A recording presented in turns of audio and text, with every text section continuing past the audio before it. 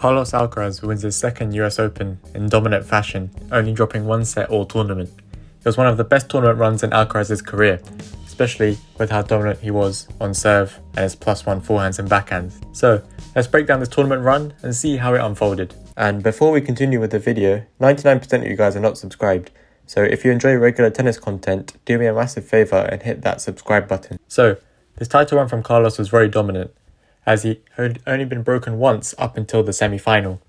In his semi-final match, he faced Novak Djokovic, the man who he had never beaten on a hard court and has lost the two previous meetings where they met in Paris and at the Australian Open.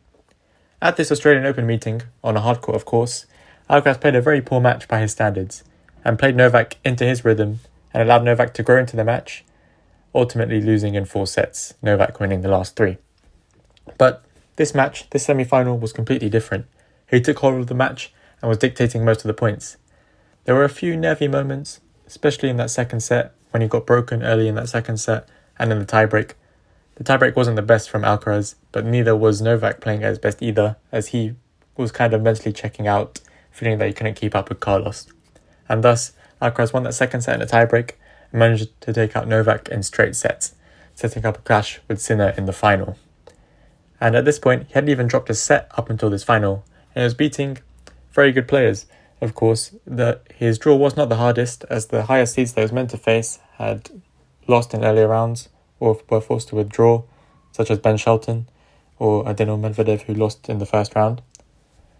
But nevertheless, he still played guys like Jiri Lehechka, Arthur Riddicknesh, and holding serve against these guys is very good considering what they bring to the court from the baseline.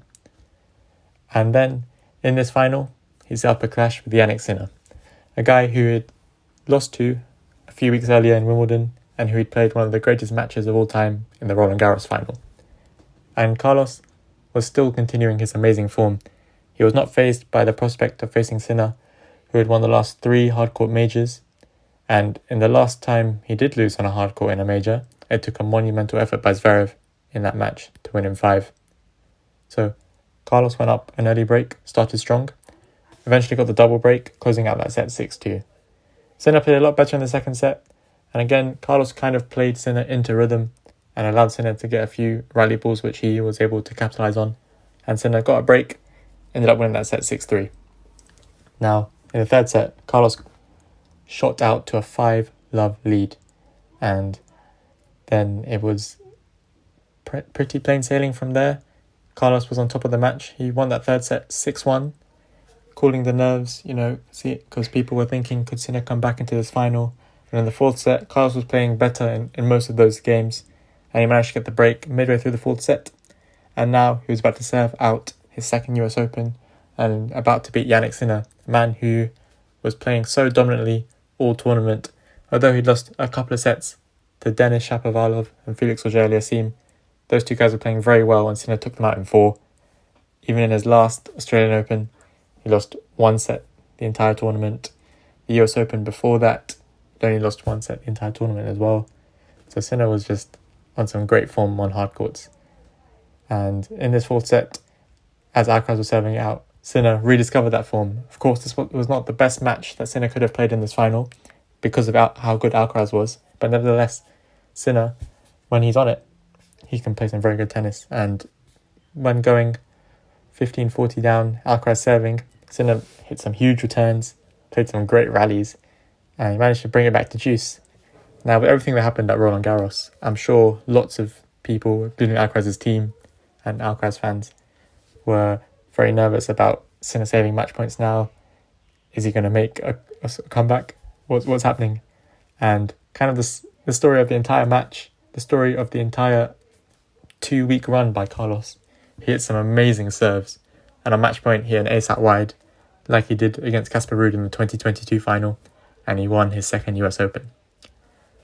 Now, I'm sure Carlos's team were very happy about this, as they said that they had spent a 2-week block after Wimbledon training for specific tactics and shots Alcaraz could use to dictate matches better against Jannik Sinner, and clearly this game plan had played off, as he limited Sinner to basically nothing. I think that second set could have easily gone Alcaraz's way, as he did have break opportunities early on in that second set, despite Sinner winning that set. And the improvements he made earlier on in the year, in the off-season, as we saw, he changed the grip of his backhand, coming slightly higher above the ball and pushing through the ball, as well as his serve technique, making it more one fluid motion, allowing him to generate more power. And now he's reaping the rewards of that by winning this US Open. And it goes to show that he may not have been that comfortable at the beginning of the year with these new techniques, despite how well he was playing. Of course, making the Indian Wells semi-final, Australian Open quarter-final. But the new technique improvements take a while to benefit him. And as we can see by today, he's really reaping the rewards on hard courts now. So what a run by Carlos Alcaraz. Only dropping one set, an entire slam. He was nearly able to win the slam without dropping a set. Sinner was the closest. He was 2 sets to love up at Roland Garros if he had won that third set. Alcaraz was 2 sets away, of course, because he won the first set and lost the second set.